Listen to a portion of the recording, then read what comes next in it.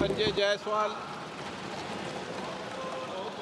अध्यक्ष महोदय, माननीय लीडर ऑफ ऑपोजिशन पूछ रहे थे कि क्यों हम लोगों ने डीजीएमओ को खबर किया। अच्छा रहता कि वो अपने पिताजी से पूछते या अपने पिताजी के बारे में जानते। 1986 में राजीव गांधी ने जियाउल हक के साथ यह समझौता किया था कि अगर हम कोई भी अगर सेना को भी बॉर्डर के तरफ मूव कराएंगे तो पहले हम डीजीएमओ को खबर करेंगे, हम पाकिस्तान को खबर करेंगे।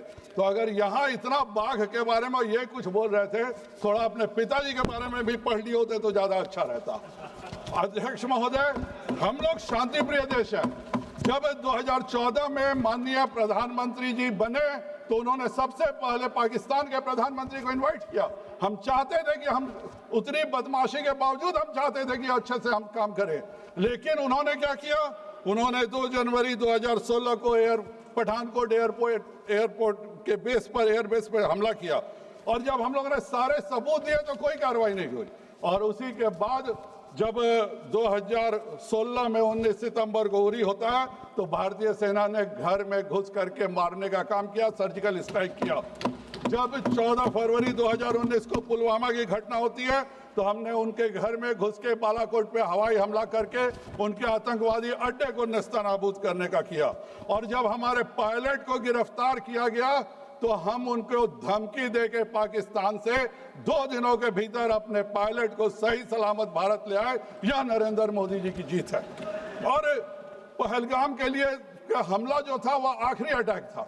माननीय प्रधानमंत्री जी ने सार्वजनिक मंच से यह स्पष्ट कर दिया था कि आतंकियों को और उनके आकाओं को इसकी कीमत चुकानी पड़ेगी। और 14 दिन के बाद 23 मिनट में न केवल 9 आतंकी अड्डे ध्वस्त किए गए बल्कि हमने नूर खान अड्डे पर अटैक किया।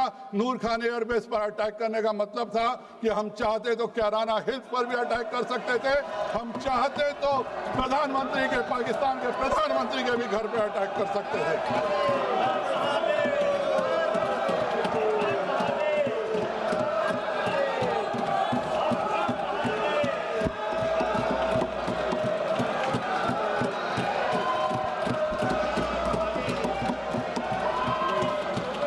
लेकिन हमारे विपक्ष को यह बात समझ में नहीं आती है, क्योंकि उनको यह समझ ही में नहीं आता है कि भारत की शक्ति क्या है।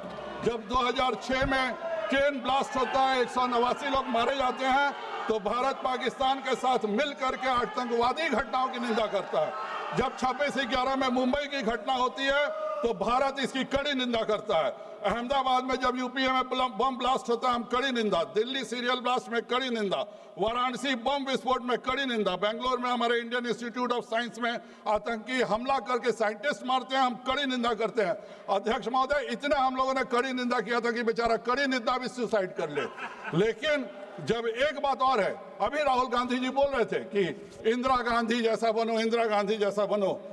अध्यक्ष महोदय, कांग्रेस में जब 93,000 सैनिकों को भारत की सेना ने अपने अदम्य साहस और शौर्य से पकड़ा था तो पाकिस्तान ने भी 618 भारतीय सैनिकों को पकड़ा था। तब माननीय इंदिरा गांधी जी ने 93,000 पाकिस्तानी सैनिकों को तो छोड़ दिया, पर उस 618 में 54 सैनिक हम आज भी वापस नहीं ला सके। इसका जिम्मेवार इंदिरा गांधी है कि नहीं, यह बताना चाहिए। मेजर अशोक सूरी ने कि उनके पिताजी को 7 दिसंबर 1974 को हाथ से लिखी हुई चिट्ठी मिलती है। सेना कंफर्म करती है कि हाँ, यह मेजर सूरी की चिट्ठी है जो पाकिस्तानी जेल से आई थी। लेकिन उसके बाद भी हम अपने उन सभी 54 सैनिकों को भारत नहीं ला सके। यह हम सब के लिए बहुत शर्मिंदा की बात है और इसके लिए राहुल गांधी और पूरे कांग्रेस को शर्मिंदा होना चाहिए। अध्यक्ष महोदय, हम लोगों ने 1965 में पीओके में हाजीपुर दर्रा कैप्चर कर लिया था। अगर उसको हम नहीं छोड़े होते तो हमको कभी भी जरूरत नहीं पड़ती कि पीओके से कोई आ सके। हम लोगों ने 1971 में 13,000 स्क्वायर किलोमीटर इंदिरा गांधी ने पाकिस्तान को वापस कर दिया। हम लोगों ने अक्साई चीन में जमीन कैप्चर किया और माननीय नेहरू जी कुछ नहीं बोले।